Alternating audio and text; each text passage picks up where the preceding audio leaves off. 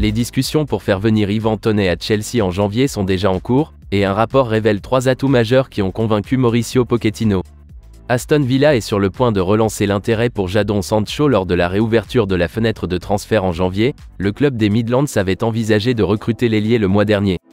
Brentford est en tête de liste pour recruter Johan Bakayoko du PSV Eindhoven, les Bees étant à nouveau prêts à affronter plusieurs clubs d'Angleterre et d'Europe en janvier pour l'ailier de 20 ans. Le tout dans les potins de transfert de ce mardi.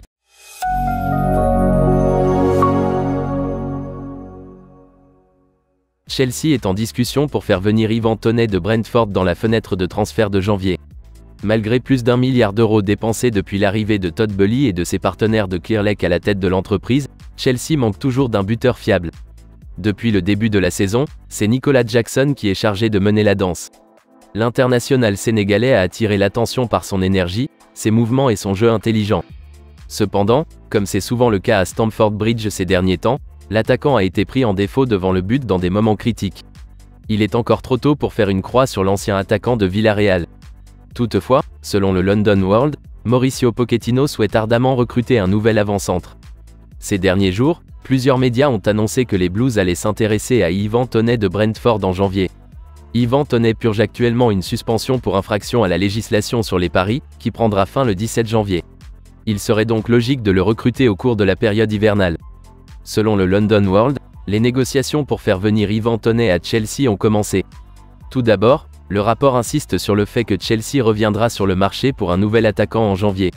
Il est ensuite affirmé que les Blues sont en tête de la course pour Yvan Toney, avec des mouvements en coulisses concernant le transfert. Le London World qualifie Yvan Toney de choix idéal de Mauricio Pochettino au poste de numéro 9. Il explique pourquoi en signant Yvan Toney, il y aurait 3 énormes avantages. Tout d'abord, Yvan Toney est décrit comme ayant le bon âge, 27 ans. De nombreuses recrues de Chelsea sous l'ère Todd Boehly ont été faites en pensant à l'avenir, mais Yvan Toney serait un joueur pour le moment présent. Deuxièmement, Yvan Toney est anglais et ne serait donc pas pris en compte dans le quota de joueurs étrangers du club. Troisièmement, l'attaquant a fait ses preuves en Première Ligue et serait plus que capable d'avoir un impact immédiat.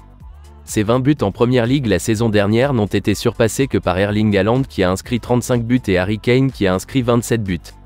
On s'attend à ce que Brentford fasse tout ce qui est en son pouvoir pour conserver son attaquant talisman. Cependant, il est reconnu que Yvan Toney a récemment changé d'agent en signant avec l'agence CAA Stellar de Jonathan Barnett.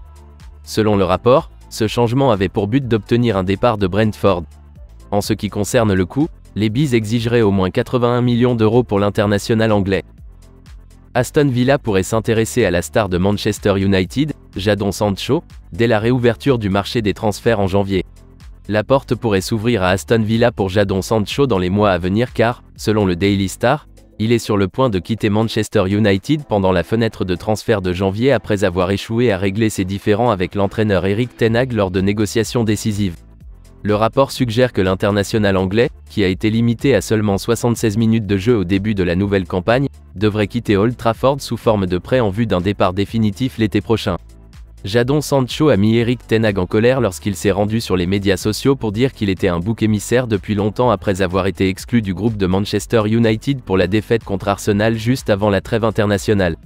Cette attaque en règle contre le chef des Red Devils est intervenue quelques heures après que le tacticien néerlandais a admis qu'il n'avait pas retenu l'ailier pour le déplacement dans le nord de Londres en raison de son application lors des séances d'entraînement.